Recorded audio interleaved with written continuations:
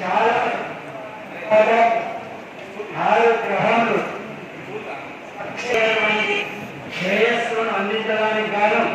గ్రహంలో వారి వారి యొక్క స్థితిగతులలో అన్ని రకములైనటువంటి శ్రేయస్సు కలుగుతుందని జ్యోతిష్ శాస్త్ర పండితులందరూ కూడా